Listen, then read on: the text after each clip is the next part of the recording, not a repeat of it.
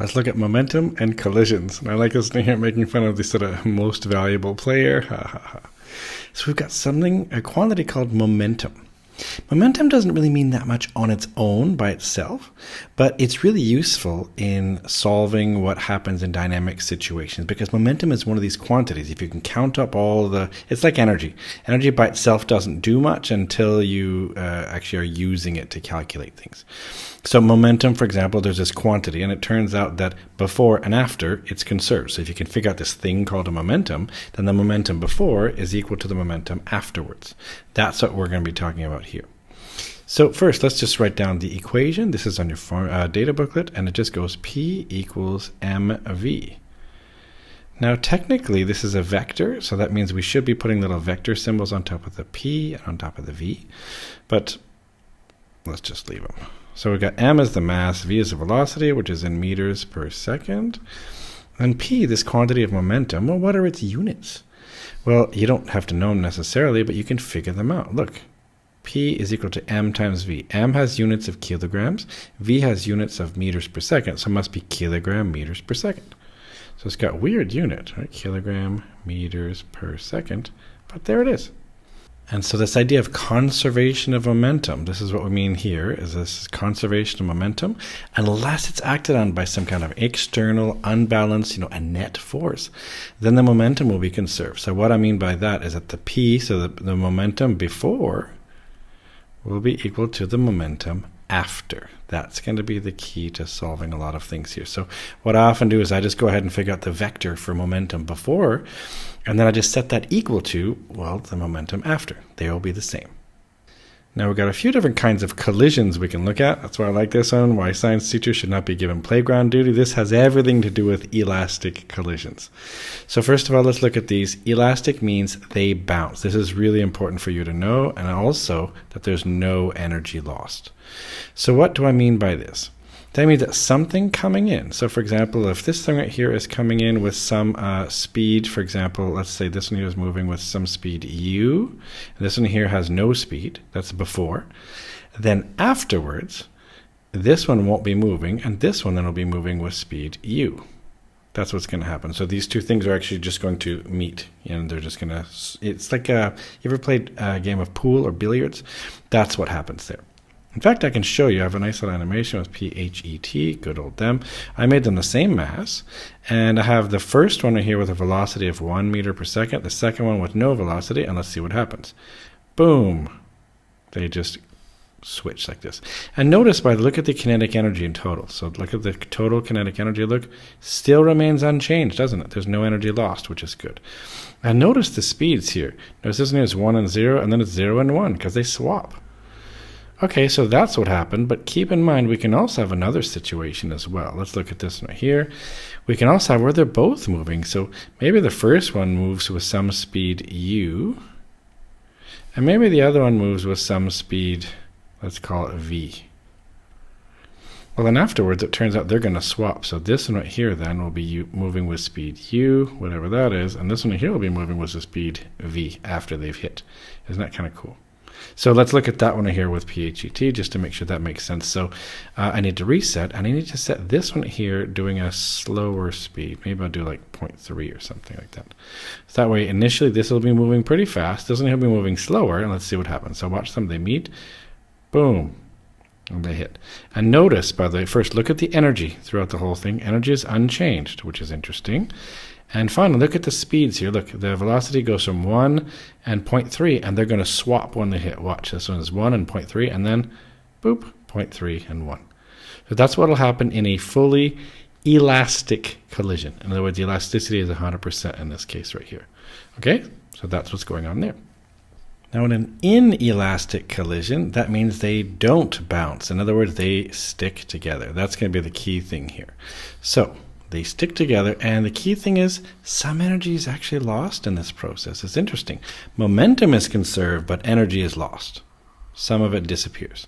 So let's take a look at this here. So that means if we have, like, let's say u, this one here comes in, let's say with speed u, and let's assume this one here is stopped. Well, then afterwards they're going to stick together, and both of them will move, to the right with some new speed. some new speed v. So let's just take a look at that one here on PHET. So this one here, I'll make, let's see here. I'll reset. I'll set this one here to 0. So this is elastic still. That's the elastic collision. Notice it's doing what it was doing before, right? It's still the same energy. It bounces beautifully. But now let's make it not elastic at all. Because now when they hit, watch, they're going to stick and move along. And let's first of all notice a couple of things here. First, look at the kinetic energy. So it's 0.5 and then boom, it goes less. So that's interesting. So some energy was lost. And furthermore, look at the speed, 1 and 0, and look what happens then. Boop. They go to 0.5. Now, keep in mind, they should be the same because they're sticking. So notice they have a different speed. But interestingly enough, though, the energy changes. So I think that's an interesting one there. So let's put this together in an example. So we have a skier. I like skiing at least because probably because I'm Canadian. But we have a skier. Mass of a skier equals 55 kilograms. And they collide with a snowboarder with a mass of 70 kilograms. And they have an inelastic collision. Remember what inelastic means again? That means they stick together. So that means there's going to be some energy loss. So we shouldn't use energy conservation, but let's use momentum conservation instead. So the question is, what's their final velocity after the collision? Keep in mind what the skier is doing. The skier is moving to the right at a speed of 20 meters per second. And the snowboarder is moving to the left at 30 meters per second. So what I like to do then for these situations, I set up like a big thing like this, and I actually just say like before and after. I just set it all up like this just so I can keep track of what's going on. So we have before and we have after. And nothing's allowed to cross this line unless I'm very careful about it. All right, so let's say, and don't forget, we're going to be using this equation, P equals mv everywhere, right? The momentum equals the mass times the velocity. So if I do this, let's just say, so P of the skier then will just be, let's see, and this is before, of course. It'll be P skier will be, well, mass skier, which is 55, times the speed of the skier, which is 20. And so I can do that on my trusty calculator. So 55 times 20, and I end up with 1,100. And what's important is that this is kilogram meters per second, and the direction is important. It goes to the right. Well, then I'll also have the momentum of the snowboarder. Well, that's going to be 70 times 30, and 7 times 3 is 21. And so I'll add 2 zeros to it. So I have 2,100 kilogram meters per second. But keep in mind it's going left. And now what's important is that we have to consider then, well, what's the total result? In other words, the momentum before then, the total momentum before. Because now I can do it. It's just going to be the sum total of these two vectors. So there's a big vector. There's a vector going to the left, that's 2,100. There's one going to the right, that's 1,100. So 2,100 minus 1,100 is 1,000 kilogram meters per second, sorry. And which direction is it? Well, it's left because this one here is winning. So it's to the left. This is my key piece here that's now allowed to cross this barrier. So this one right here is allowed to come across here. So now I know that P after is also equal to this 1,000 kilogram meters per second to the left. That's the key thing. Do you notice what happened? So that's how I used my momentum before and say, hey, it's going to be conserved, so that means it must be the same over here. Now, what is momentum afterwards, though? So in other words, I have my 1,000 kilogram meters per second. Okay, what does that equal to then? That's equal to, well, the total momentum of my after. Now, afterwards, the two of them are sticking together, aren't they? Both of them are together, and they're both moving to the right. So if they're both moving to the right, then together, that means we must have a total, remember, P equals mv, so it must be m skier plus m snowboarder times some speed v, which I'm going to find. Well, I do know this number here. I can do 1,000 equals, let's see, mass of a skier is 55, plus the mass of a snowboarder, which is 70, and all that times v. Okay, so I'm actually just looking to solve for this v right here. That's what I want to solve for. Well, that's easy then. I can just say v equals, it's just going to be, well, 1,000 because I'm just doing this, on the other side right here. So I'm basically getting rid of this mess right here.